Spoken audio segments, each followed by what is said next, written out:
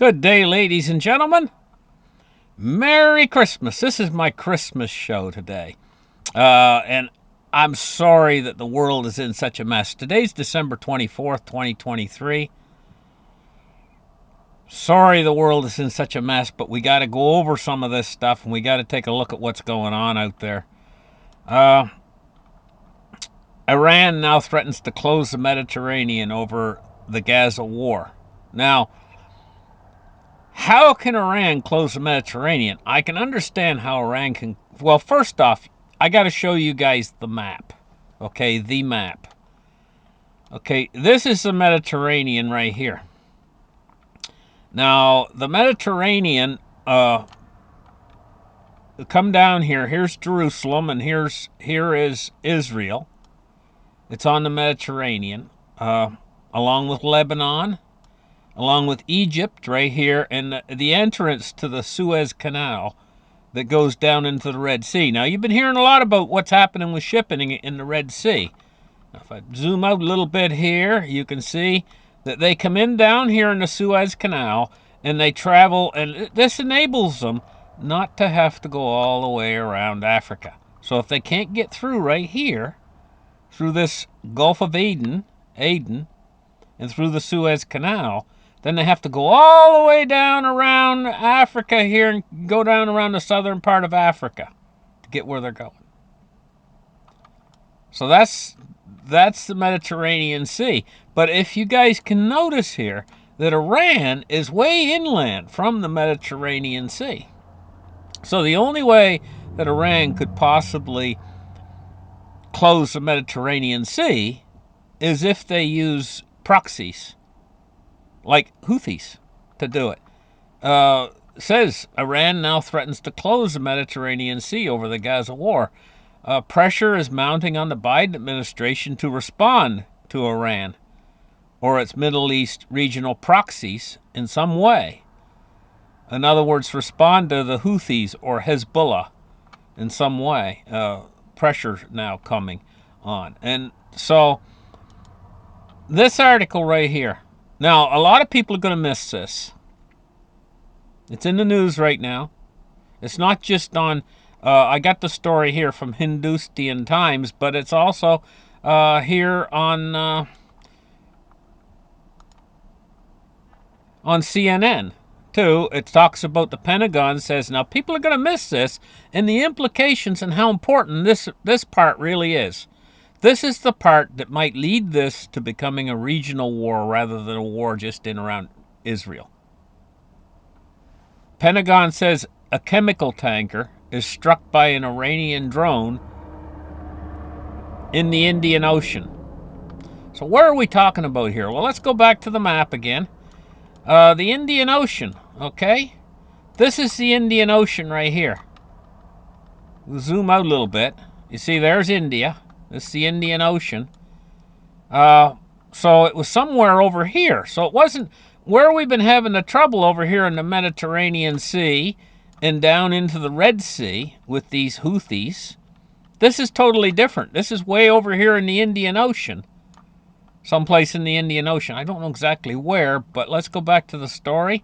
But what you notice is Iran does border on the Persian Gulf and the Gulf of Oman, which is part of the Arabian Sea. Now, the Indian Ocean's more down in this way, down in here. So what's going on here is a tremendous amount of oil comes through here through the Persian Gulf. And it has to come through this narrow strait right here called the Strait of Hormuz. Okay? This is called the Strait of Hormuz. And what does border on the Strait of Hormuz is Iran. Iran is right here. They do very much have the ability to cut off the Strait of Hormuz because it borders right on Iran. I mean, it's such a narrow strait coming right through here, this Strait of Hormuz. And all of these oil ships, they come through the Strait of Hormuz. So this hasn't happened yet, what I'm talking about right now. But I see the potential if Iran gets involved, if this spreads out into a wider war. Now, this would have the biggest impact on us of all, because millions of barrels per day come through the Strait of Hormuz. And right in here in Bandar Abbas is part of Iran. Right here. This is Iranian territory right in here. Bandar Abbas and stuff, and it's right on the tip of the Strait of Hormuz. And this is very easy because these ships have to come right through that little area right there. They have to actually hook in around Iran and go right around within the shore. They can see the shore of Iran. Iran's got these long-range missiles. They got tons of them. Iran is missile king. They got so many missiles. And these very potent missiles. In fact, as far as missile technology goes, Iran is one of the world leaders in missile technology. These missiles can take out ships. Now, see, we've been dealing with this strait right here. And this strait right here is where the ships have to come through next to Houthi territory in Yemen. See, Yemen's right here, and they have to go through here. But the Houthis, the Yemenese Houthis, they don't have the high tech. At least, not right now. But if war erupts, Iran could possibly give them higher tech missiles and stuff. And they could start cutting off this strait. So world's shipping comes through the Red Sea and through the Suez Canal, a lot of it. But world's oil comes through this strait over here, through the Strait of Hormuz. So we got two different straits here that we're working with, that the world is totally reliant upon. One strait, they're reliant upon oil, and the other strait down here, they're reliant upon world trade. Things like, you need a clutch for your car. It might be on a ship coming through this strait here. You need gasoline for your car. It comes through this strait right here. And you see how this war could erupt, and if it erupts, what we could be talking about is both of these straits being cut off, not just one of them. Right now, one of them's cut off. This one that comes near Djibouti. Some of these names. Why do they put a D right next to a J? Look, DJIB. I have trouble pronouncing some of these things. Anyway. That's besides the point. So let's see. I wrote Iran here. It says here, Iran enters the Israeli conflict. Question mark. That's a question. Has Iran now entered the conflict? That's a question. U.S. Pentagon said drone which hits ship near, again, was fired from Iran. Reuters agency says. And it's also said by the Pentagon. And that's where I was talking about here.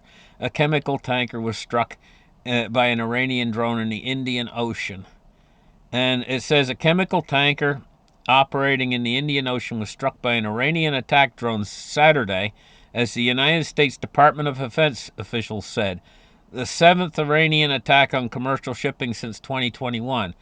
The motor vessel Chem Pluto, a Liberian-flagged, Japanese-owned and Netherlands-operated chemical tanker, was struck at approximately 10 a.m. local time in the Indian Ocean, 200 nautical miles from the coast of India, by a one-way attack drone fired from Iran, the official said in a statement. Well, let's take a look here.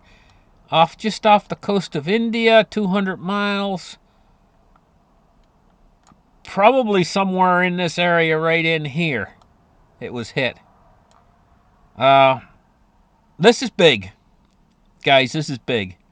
Especially if there's some sort of a response. And if they're starting to indiscriminately attack ships in around the Persian Gulf and the Gulf of Oman, or possibly in the Arabian Sea, or even in the Indian Ocean, they ain't going to let them get away with that. Now, this could be a monster of an escalation, and this could have the greatest impact on us, on gasoline prices, on gasoline shortages, even. We all like to go to the gas station and fill up our car at a cheap price and not have a big line up there, but people don't remember what happened in the 1970s. But this could be way worse than what happened in the 1970s.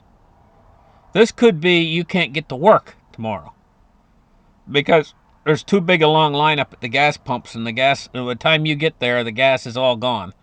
The tanks are empty. And they say, well, it'll be next week before we get more delivered, sort of a thing.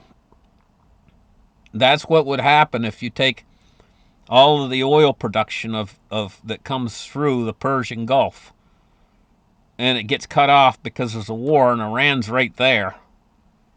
You think the Houthis can cause trouble in around the Red Sea? You haven't seen nothing compared to what Iran can do in around the Arabian Sea and the Persian Gulf and the Gulf of Oman, because that borders right on their territory. So this whole thing could erupt into something that is just monstrous. So now there's more troubles. Taiwan spots Chinese warships and aircraft near the island ahead of the elections. Taiwan is very strategic in the Taiwanese Strait. So let's go back to the maps again. Take a look. Now we're talking about over here. You know? Now, where the trouble is here in this area called the South China Sea, and there's a place called the Spratly Islands. That's this island chain right here. And here's the Philippines over here. Now, in the Spratly Islands, and I'm coming down and show you guys the Spratly Islands, and there's not a whole lot of island to them, but they're reefs, and the Chinese have built up this area. It used to just be all ocean, but they've built up that area in there, and it doesn't even show on the map. You have to go right down. You can start to see it. When you get down in real close, you can see these islands and reefs that the Chinese have built up. But they dredge the ocean floor. And they brought the sand up and made these giant sandbar islands. And they've put military and stuff in there, and they're very, very protective over it. And there's a beef between the Philippines here and these Spratly Islands. And this is where we seen a week or two ago, they were spraying each other with water cannons over this. And then if we move up this way, we see here's Taiwan and here's China, you know. And there's a very narrow strait here, again, another strait. So a lot of these wars are over these straits. The strait that goes between Taiwan and China right here, China's extremely protective over. And so what do we got going on with this? We got the Chinese, and these boats are just in the spot where I just showed you. That's where they're at, and these boats, and they're coming right in close to Taiwan. And it says Taiwan is reported spotting Chinese warships around the island and aircraft crossing the Taiwan Strait in a sensitive median line weeks before the election of the democratically governed nation. So Taiwan evidently is having their elections, and these Chinese warships are carrying out joint combat readiness patrols. In other words, China's getting ready. So,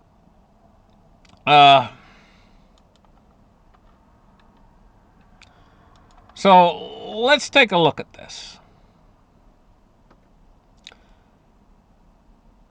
Big time general from the AMC Wing Command. He's from the Department of the Air Force, headquarters of Mobility Command. Now, this is a real memo that was created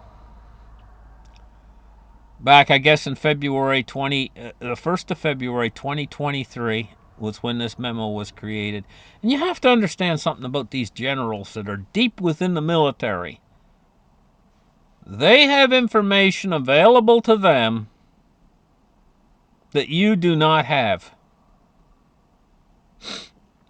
In other words, they're privileged information. They sit in on briefings and everything else. You don't have that information. You don't know anything about it. And this is an inter-military memo. It's a real memo by the Department of the Air Force. Of course, what I got here is just a a what do you call it? This is not the actual memo, but it's what was said in the memo, right? And it's a memorandum. It's for all wing commanders of the United States Air Force. It's from the headquarters of Air Mobility Command. It's dated the 1st of February 2023. And it was written by Mike Minhan, a general. Now, you got to understand something about the military. When they send memos to one another, they don't kid around. They don't send jokes. They don't make April Fool's jokes or anything like that. They're very serious, and generally they're very, very careful about how they word things, and they put a lot of emphasis. So, we're going to get right into this. Number one, the situation. He says, I hope I am wrong, but my gut tells me we will fight in 2025.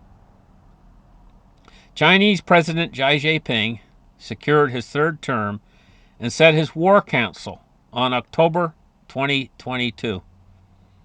Taiwan's presidential elections are in 2024. And I was just reading you about this is happening on their elections. And will offer Xi a reason. United States presidential elections are in 2024 and will offer Xi a distraction, or should say a distracted America. Xi's team reason and opportunity are all aligned for 2025.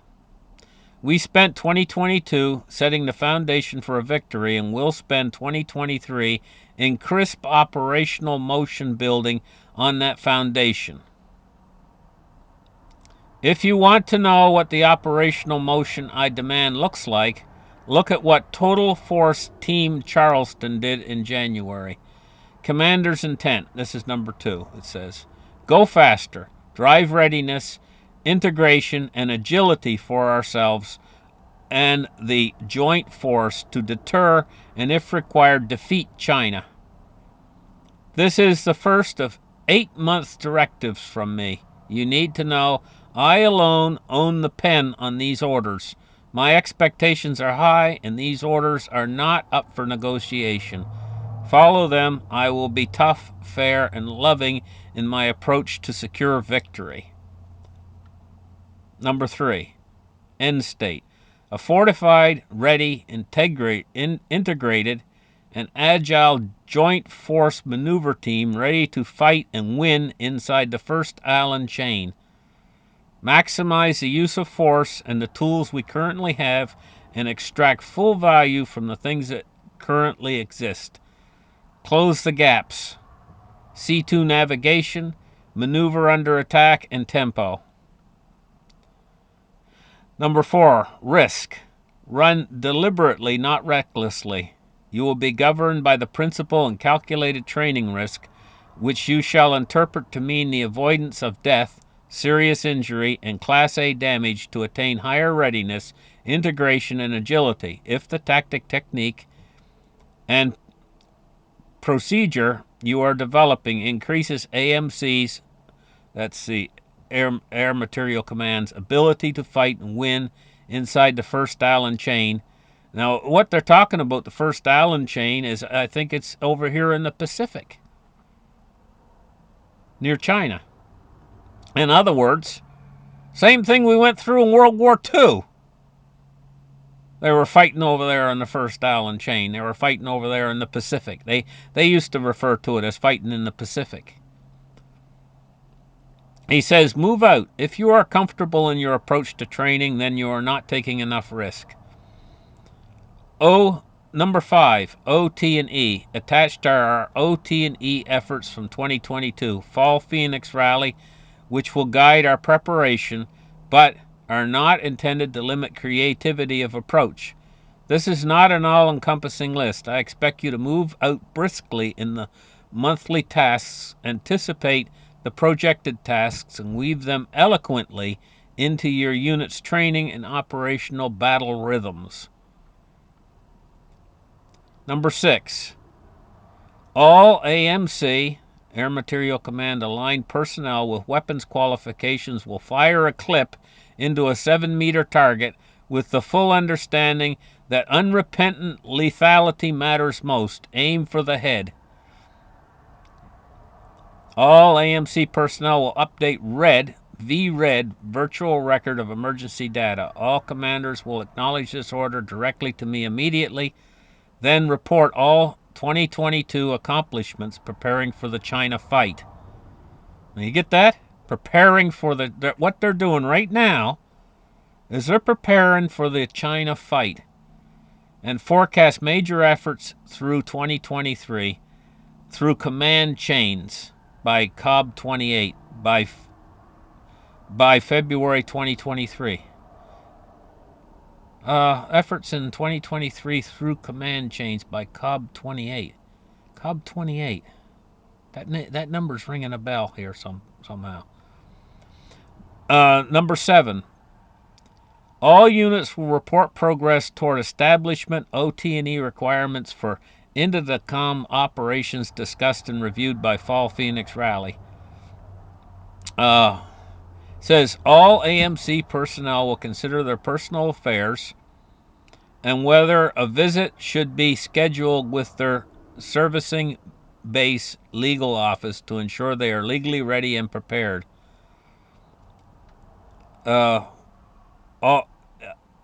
KC 135 units will coordinate to provide conceptual means of air delivering 100 off-the-shelf size and type UAVs from a single aircraft. Number 8, all units will report their interrogation and operational plans for Mobility Guardian 2023 to include all events, lead-in and concurrent, they wish to include for credit. Number 9, administration, AMC A3 operations will formalize these orders. Completion progress reporting and reporting format in advance to be measure driven and collected by our AMC A3 team through ARC Air Reserve Command, Numbered Air Force and Expeditionary Center leadership. He says, let's go. That's in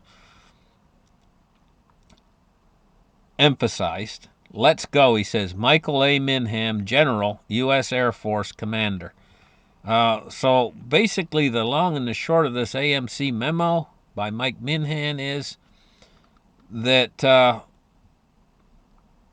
they're preparing for a fight in 2025 or sooner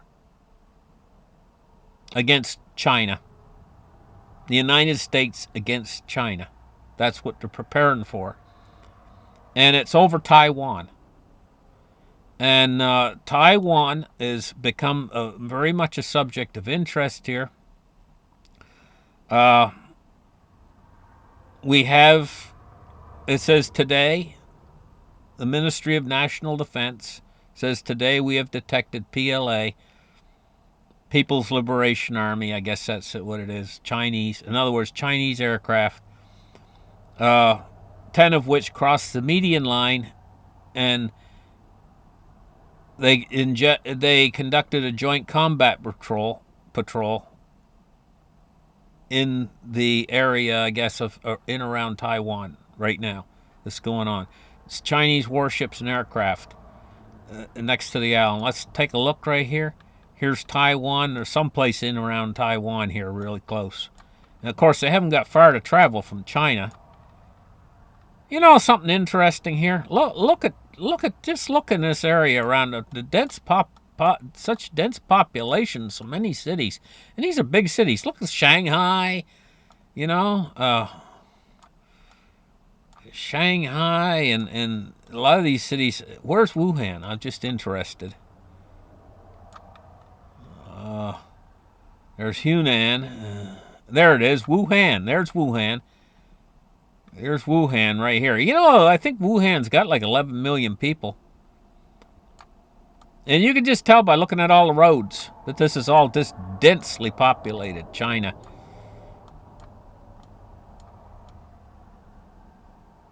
Wenzhou, a city called Wenzhou. That looks like a big city itself. Fuzz, how do you pronounce that? Fuzz how? These are all huge cities. Guangzhou and Zhang. I give up. I can't pronounce all the names of these, but these are monster cities, you know. But I can pronounce this one right here, Hong Kong. I know how to pronounce that. And Macau, I know how to pronounce that. Anyway, okay, guys, you guys have a Merry Christmas and have a Happy New Year. And it's going to be a few more days before I'm back on again with a new show. Thank you for watching my Christmas show. And the world is in a lot of trouble, you know. Seriously, we're in deep doo doo. There's just so much going on, not just on the war scene, which is mostly what I talked about right here, uh, but also in the financial system. The world's on the brink as far as finance is concerned. It's unbelievable how we've actually created a global Ponzi scheme of our finances. It's so screwed up that it all needs to be ripped up and torn apart, but you can't. It's so integrated in the whole financial system. So integrated now, you can't rip it up and tear it up and burn it all without killing the patient. You know, and in other words, killing the world's financial system. But how do you start fresh? Because they need to start fresh. It's impossible. This system that they got running right now is unsustainable now at this point. But it's impossible to get rid of it without creating an even bigger disaster. But if you keep it going, you're just going to have to keep adding fuel to a already burning fire that's just going to get worse and worse. In other words, the debt's going to keep getting bigger and bigger and bigger. The dollar's going to be worth less and less and less. And this is going to go faster and faster and faster. But you got to keep going with it. You can't ever balance the budget or even try because they never created the money to do that. And you got to keep moving forward. The Fed over the last few months has been trying to move backwards against this. But they're trying to swim against the current. But ultimately, they're going to have to turn around and go with the flow. You know? Or they're going to destroy the system now. So they're going to go back to kicking the can down the road. But because they've paused all of this, it didn't pause.